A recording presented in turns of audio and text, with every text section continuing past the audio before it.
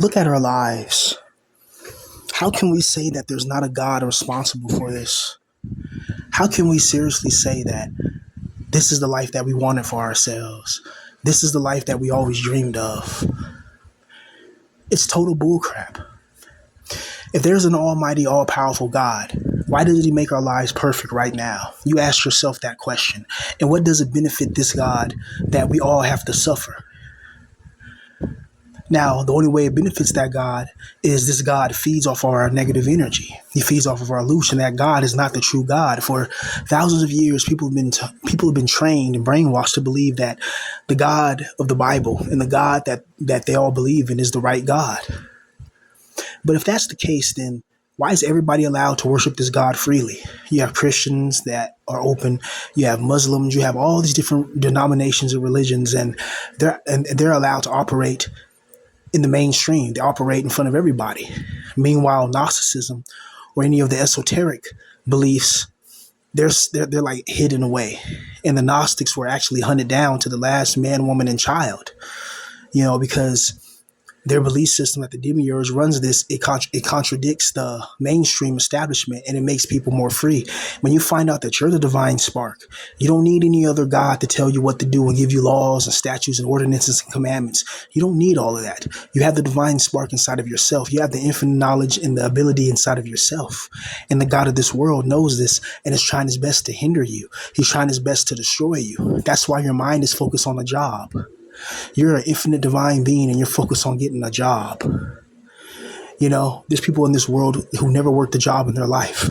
There's a YouTuber named Moist Critical, Penguins, Charlie. He made $35 million on YouTube and he never worked a job a day in his life. Meanwhile, you have to work a job. You have to find a job. You have to go to the interview. You got to do this, that, and this. Then they ask you, how come you got a gap in your work history? And it's like, man, you ain't got no place to live. You ain't got no food to eat. You ain't got this. You ain't got that. And you always got to worry.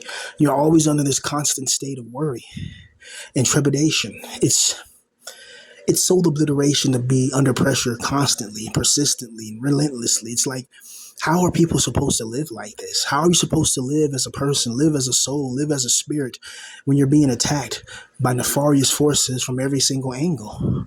From every angle we're attacked and every angle we're targeted. It's like we're expected to be perfect in an imperfect world. This world is evil, wicked, sadistic, and sinful. Yet we have to maintain, we have to keep on going through, we have to try to find a way to survive. And it's annoying. Sometimes you kind of like weigh out the benefits. Like, is it worth it to keep going on? And then you think about the cheesecake, you think about the new video game, you think about the dispensary, and these little treats are sprinkled in life.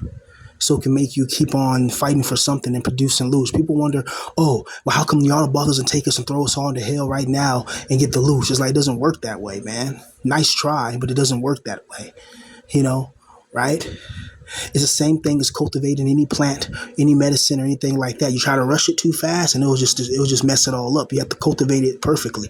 Remember, these archons, they've had a long time to perfect this craft, the craft of taking human souls and trapping them inside bodies and creating artificial firmaments and artificial realms and putting them in this real hell. The world is fake, but the pain is real. Right? The pain you go through, the isolation, the desolation, your parents are mad at you because you haven't found the job yet, but you're trying to find a job. Just there's no job out there that you really want to do and that aligns with what you want. Every job out there is going to be some toxic boss who's going to be yelling at you, co-workers, and you're going to be paid pennies on the dollar, but you don't have anywhere to go. You don't have anybody that has your back. So what are we supposed to do in this situation? It's why I started just talking about, my life on the internet. And I never knew that I got the reaction that I got. It's weird. It's like, bro, I was just a nobody a few years ago, just making videos, minding my business. And now I got entire people dedicating their life to me in a negative way, And I got good people who show me love and they tell me to keep my head up and they support me. And these are the people that I rock with. But it's just, it's weird. It's like, bro, I'm just a regular person. Like people treat me like a celebrity, like oh my God, I got a video of him. Oh my God, I got this. It's like, what the fuck? Like, what are you doing? You're taking screenshots of a random black guy on the internet. Are you pathetic? This whole world is crazy. It's a very chaotic world and a very evil world. That's the best way I can put it. Like, we have to go through so many things in life, and there's nobody willing to help us. Everybody's willing to gaslight us and say that it's your fault. It's your fault.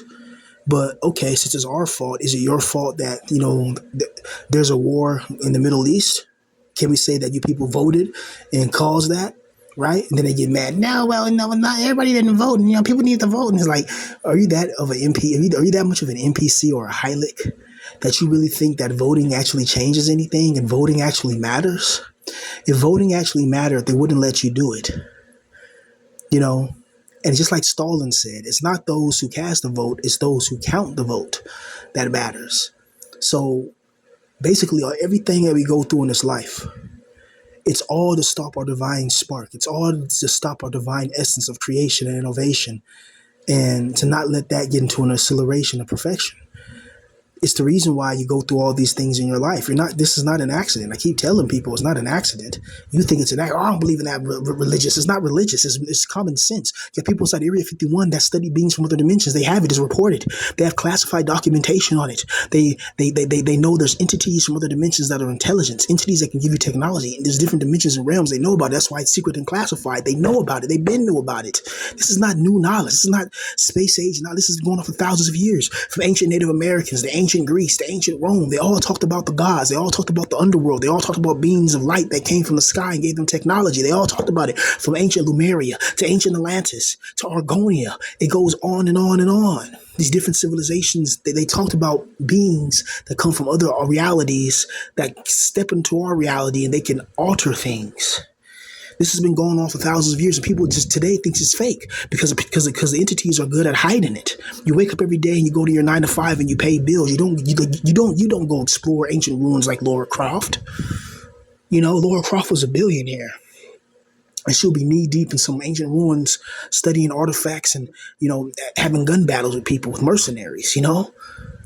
She actually get to live life. The rest of us, bro, we have to live life on a treadmill. Like, it's so demoralizing to somebody who's talented, knowing that if this God wasn't just on your nuts, right? If this God wasn't just always trying to target you, always trying to break you down, that you would have been successful and wealthy right now. I probably wouldn't even have a channel, because there would be no need to have a channel, because I'll be out there actually making money and making moves and, living life, making beats with Nick Mara and being successful, right?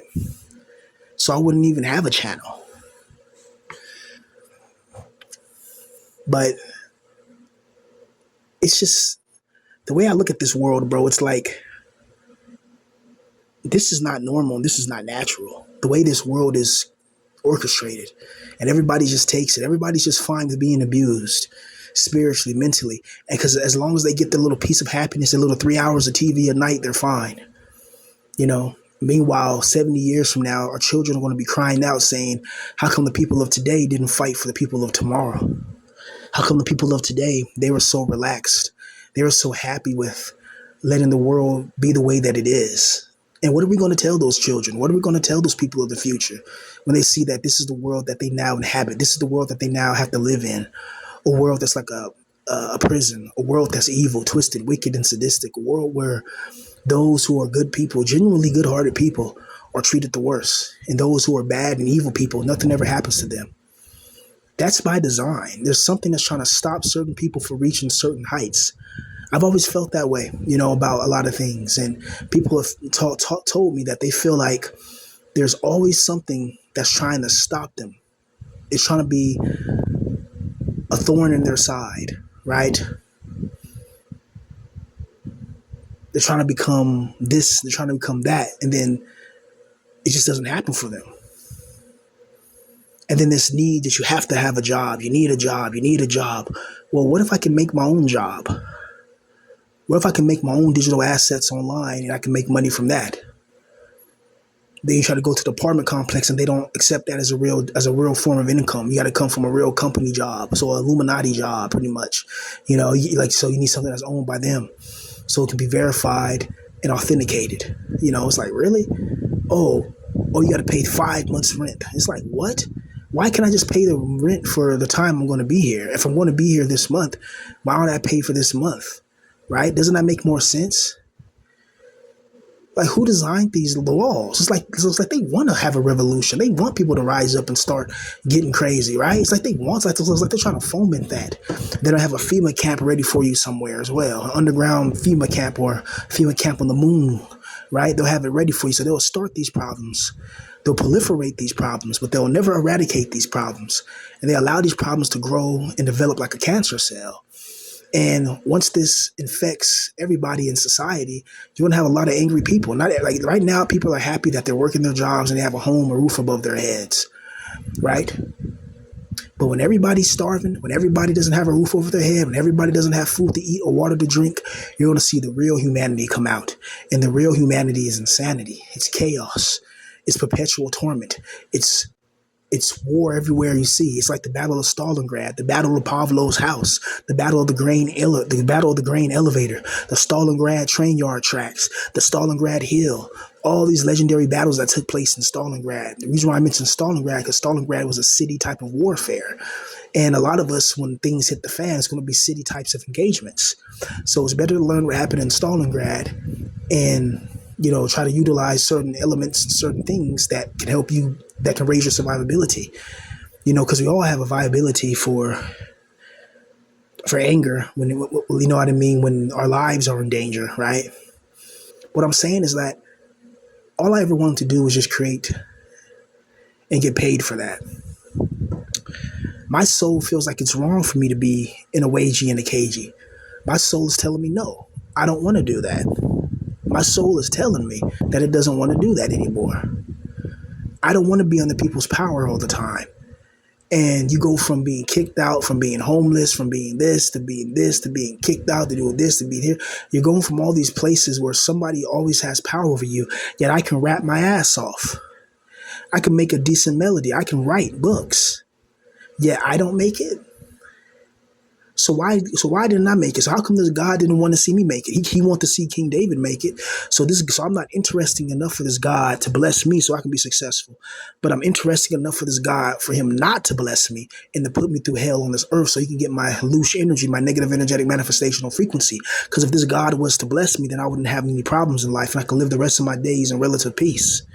But this God doesn't want me to have relative peace. He wants me to struggle getting a job, struggle at the job, struggle saving money, struggle having a place to live, struggle having to eat, struggle. He's punishing me for existence. Like this God has something against me. Like he's perpetually attacking me.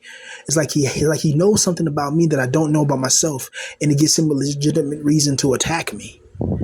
But because of the mind wipe, I don't remember what I did in my last life or the last lives that I had. Because every time you pass away, you get mind wiped. And that's a questionable red flag. It's like, if this is a good, loving God that wants you to learn and all this, then why do we have to get mind wiped? How come I can't remember every single life? Because then you'll start to put two and two together and understand this God is the demiurge. He's not the loving, caring father of the Christian Bible that they lied to you about. Then, in the Bible, that God never said that he's a loving, caring God? He's a God of evil. He says it himself. I'm a God of jealousy. I am that I am. And this is the God that we're supposed to bow our knee to and praise. A God that could help you but doesn't. This God can easily help every last one of us and we'll be happy, we'll be in a good mood. But he doesn't do that. Instead, he makes our lives even more harder. He makes it harder for you to find a job. Then once you get a job, it's a job that you don't really like and want nothing to do with it. And then the people at the job make it like, well, you got to wear this, you got to do this, you got to talk like this, you got to go above and beyond for minimum wage. And you do that every single day. Then if you snap and you hurt somebody, then you're the person that's going to get in trouble, right? Meanwhile, nobody takes in context all the wars and all the battles that you already fought to even get there. A lot of us, we've been through a lot of hell. We've been through a lot of pain. We've been through things that would drive most people insane. Yet life keeps on adding to it. It keeps on throwing all this negativity towards us. If this God thinks I'm nothing, fine, I'm nothing. Leave me alone. But don't sit there and sabotage me. Don't sit there and design your heavens and your realms and then you watch me and then make me believe that I'm nothing or you're nothing, you're a loser, you're a failure. And then you're sitting there making sure that I don't get to the right people that can see my talent and help me so I can become successful and financially independent. You're sitting there as a God making sure that I'll never become financially independent because I'll be a threat to you and your system. It's the truth. Otherwise, I would have met people in the industry who would have helped me got on and I would have been successful right now. You know how long I've been trying to make it in what I wanted to make it in, and I've never had any fucking help. Meanwhile, some kid just tomorrow just starts just starts doing whatever, and then he makes it to the top. And you're telling me that you're the God behind that and you didn't do anything like that to stop me? You didn't do anything at all, not even one time to stop me? That's a lie. You did everything in your power to stop me. You didn't help me out once. So if you're a God and you love creating things and all that, why look at somebody like me and say, oh yeah, he doesn't deserve to make it, but this person deserves to make it? So what standards are you judging us by that we deserve to make it or not make it? Do you see how that's a problem? It's one thing if you have an evil being that it's a wicked world but you can make it. It's another thing that it's a wicked world, and when you try to make it, this God sabotages you so you won't make it. Then you got your parents asking you, well, how come that person got a job and you didn't get a job? Or you got your uncle or whoever, you got people asking you, how come they got a job and you don't have a job? And you're thinking in your back of your head, I wrote motherfucking books that are bestsellers in my room as a NEET. I just never got a chance to promote them. Best-selling books that this God will never allow me to put on Amazon and people to buy it, so I can become a millionaire. This God would never let me do that, but he'll let Moist Critical make silly videos on the internet and get $35 and $40 million. But I can't get $40,000 on YouTube ad revenue from trying to upload, It's crazy. It's like this God wants certain people to lose. And it's no matter what. And I don't care if you believe in this or not. I don't give a fuck. Just look at life. I'm not going to, people don't even argue with people like that. These people don't even know Area 51 and they don't know what a sublab is, It's infuriating, It's infuriating knowing that you're talented. I've been talented this whole time, yet this God never opened up one door for me to make it. This God hasn't done nothing. He didn't find the right people, didn't find me, but he made the wrong people find me. This God will make it where some random racist will find you and lock on to you and affect your real life. And then sit there and hide on the internet and just be fixated on you like you're a woman or something, like you're a celebrity. This God will allow that though, but he would never allow somebody like Taz Taylor to find your channel and email you and say, let's work, brother. You got talent. I want to work with you. The God would never allow that to happen though. Because you know why? Because then I'll be able to make music and make money and be successful and I can show my greatness. This God would never allow that, but he will allow you to maybe struggle to get some minimum wage job that every single day your boss is going to be talking shit. You're in your 30s too. Take that into consideration. Imagine being in your mid-30s struggling about a job. While you got people who never worked a job before that are 18, 20 years old that are full-time music producers. So this God does have favorites. Even in the Bible, he says, I favor Jacob more than Esau. Now, why would a God create Esau and Jacob and then says he doesn't like Esau, but then he loves Jacob and then gives Jacob the favorable treatment? That seem like a fair God to you? The God of this world is evil, cruel, and barbaric and a sadist. That's just the truth. And a lot of problems in your life, they may not seem supernatural on the front end, but if you look and you dig deeply, you can find the supernatural elements. And once you see it, it's like an elephant in the room. You can't take your eyes off of it because you're like, damn, that did happen. That person one day when we were in class, the person said this about me. And then at lunchtime, this other person said this about me. And then this happened and that happened. You start noticing these things start happening. You start noticing this God starts putting, these people around you that just that just don't like you. I remember I've always had negative people that were infatuated with me.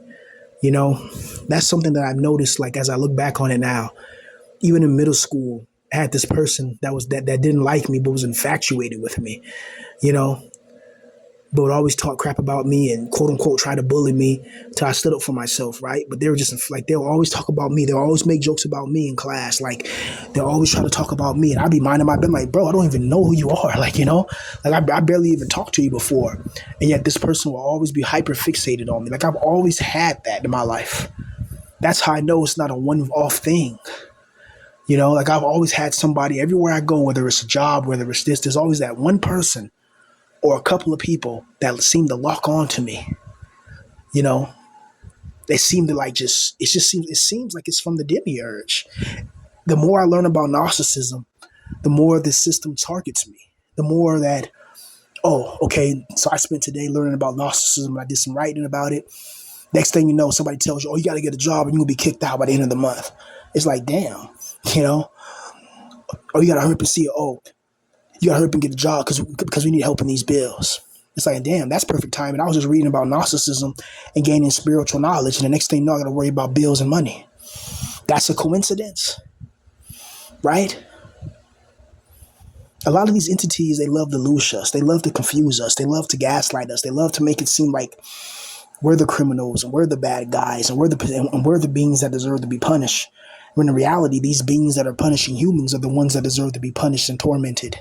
The tormentors of us deserve to be tormented. But for some reason, Sophia, the monad, they're not doing a damn thing to help us, like to seriously help us. Either they can't help us, they can't come to these lower dimensions and help us, or they can't overpower the demiurge, or they got to give the demiurge free will. Whatever it is, it just seems like that's evil as well.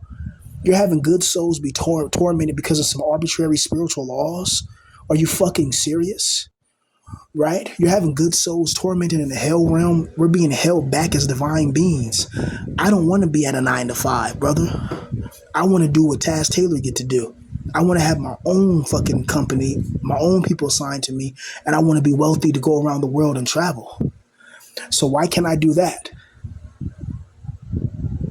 Right? It's like this God, he has it out for certain people. It's just that simple. This God, like if you're a certain type of person, this God views you as his enemy, and he's going to make your life 1,000 times harder. It's going to be much harder for you to get a girlfriend. You may never have a girlfriend. Much harder for you to get a car. You may never have a car. Much harder for you to try to create a YouTube channel.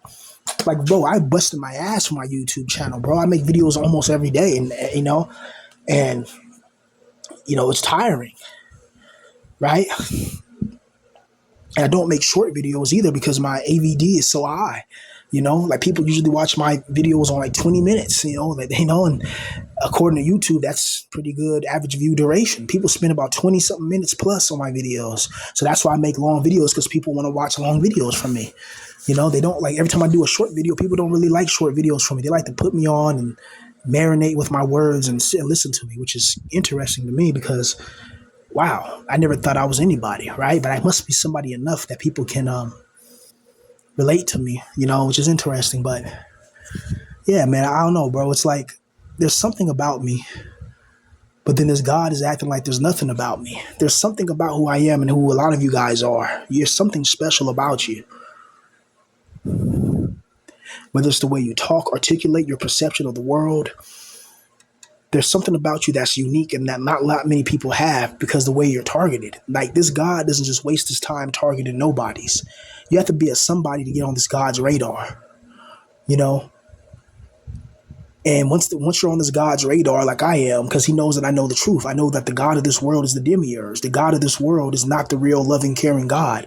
Whatever the being that made all this existence is an evil, sadistic, twisted, merciless being. And it loves to see us suffer.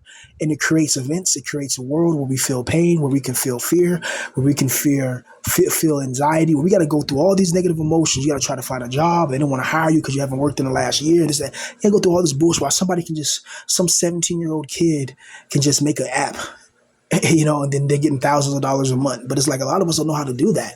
And everybody that's really knows how to do that, they're not going to share their secrets. That's like sharing the gold mine and the gold rush. No one's going to tell you where they got their gold stashed, right? And when you're a guy in this position, man, it doesn't feel like it is. Every single day is a battle, man. Every single day you have to go through something. There's always something you have to go through. whether it's finding a job, whether it's going to the job, whether it's saving up. It's like, but yet the government can sign a law instantaneously. They can start a war in an instant. But you got to get a card, even get an Xbox video game, you got to save up, you know? And a lot of us, we weren't taught financial literacy. We weren't taught financial things. I think that should be that should be what they should be teaching children in school, how to be more independent and stop relying on corporate jobs. That's what they should be teaching. But then they're going to have a lot of their their servants not being in place, because you have everybody that wants to be an entrepreneur, everybody wants to be a millionaire. Then who's going to be the low wage workers, right? That you can crap on. Right? Like this world is designed that way. It's designed in a hierarchical manner. It's like this world is designed by a jealous God. Like this world is what happens when a God who's jealous of you but can't live without you. Do you see that fixation, that obsession? They don't like you, but they're fixated on you. They're obsessed with everything about you, but they don't like you. The same that's the archonic behavior. That's the demiurge behavior. The demiurge, he doesn't like humans, he doesn't like us, but he can't live without us. He needs us. He needs us. He needs us to praise him. He needs us. Otherwise he'll just leave us the hell alone, allow us to just do whatever we want. Right? But he doesn't. He makes sure that he carefully orchestrates this world in a way so we'll be trapped, so we'll be emotionally stagnant, so we'll be emotionally held in these low vibrational frequencies. And it's absolutely an annoyance. It's absolutely evil. It's absolutely wicked and sadistic. It's absolutely twisted. It's like nobody wants to be bothered with this mess, man. Nobody wants to be bothered in a life and in a world where you're constantly under attack. You're constantly going through something. You're constantly being bombarded from different type of emotional fluctuations that are designed to break you. Like nobody wants to keep going through that crap. I don't want to keep going through this. I just want to wake up. Like I've been through a lot of shit already. So why do I gotta go through more? Like why? Like how does a God not understand that's wrong? How does a God not have any empathy or compassion or any of the sympathy to see the things that we've been through and to still attack us? How can I look at you but anything as an enemy? How you expect me to go through all the things I go through in life and just smile? I quit to work at McDonald's. Meanwhile, I know somebody out there that made $40 million sitting in their room. When I was sitting in my room too, I didn't make $40 million. How come you didn't bless me to make $40 million sitting in my room? Right? You want, and you know how my personality. That's why I say that the hell is customized to you. This God knows that you don't do well working at jobs or working at schools. This God knows you don't do well with that. So what this God will do is he will make sure that you have to get a job at a social viable place, at a place that's socially with the prioritization focused on sociability, knowing that you're an antisocial person. You're a person that's more secretive and hidden, and so this God will force you to try to get a job there. He will make events in your life that will lead to that, orchestrated from the shadows. Meanwhile, somebody who wouldn't care about working a job like that, this God will bless him like Markiplier. He'll bless him to be a famous YouTuber, somebody that's a sociable person that never had to struggle. This God will turn around and bless them. So I'm like, what's this God's excuse for not blessing people like me and people like us in this situation? Have I not, didn't I just lose my entire fucking family? Made a YouTube channel out of pain, get kicked out, get doxxed, get targeted, get harassed by random people who I do not know or care to know about. And I'm still going through it. And yeah, if I snap and I hurt somebody, then I'm gonna be the problem. Then I'm gonna be the problem. Meanwhile, do you understand how much fucking pressure I am? And I get no goddamn credit from Sophia or anybody that can watch me and be like, damn, he's strong. He's going through all that alone, and there's nobody helping him. They don't. That's why these are deaf to all the gods. All the gods have to be destroyed. Like Kratos and God of War. Now, if y'all played the original God of War 1 was way more brutal. God of War 2 is one of my favorite ones. Those games were brutal. Those games were merciless. Like, you're fighting all the gods of ancient Greece, and Kratos is showing them no mercy. He's like, he's ripping their legs off. He's going crazy. Like, he's fighting like some of the powerful gods that people worship and whatever. And Kratos is just tearing them down. If you remember the beginning of God of War 2. Kratos actually, he's in the realm of the gods, and he's the official God of War. But he gets bored of it. He gets bored of sitting in the heaven throne as a God of War. So he goes back to being a man. I think Athena curses him back to being a man. Then he loses his place as the God of War. So It's interesting, bro. But a lot of these gods, I wish we could put them in the same predicaments, in the same situations that they placed us in, and that they forced us to be a part of. You know, this negative world, this evil world, and this world that's not friendly to people like us, man. I'll do anything to be where a lot of these people are at in life, man. Like some people never have to struggle. You know, they never worked a job in their life. They never have to get yelled at by a boss. Wake up early in the morning. They never have to go through these things. They were just, it just worked out for them, right? But if I tried to write a book right now, and get people to buy my book or get people to buy my music, most of these motherfuckers wouldn't buy it, you know, right? Because they don't want to see me win. They want to see me fail, you know, right? There's a very small amount of people in this world that will really like you and really mess with you. The rest are just there just to see, just to laugh at you. But it shows you how good their lives are when they're trying to talk about you, but their lives are not good, you know?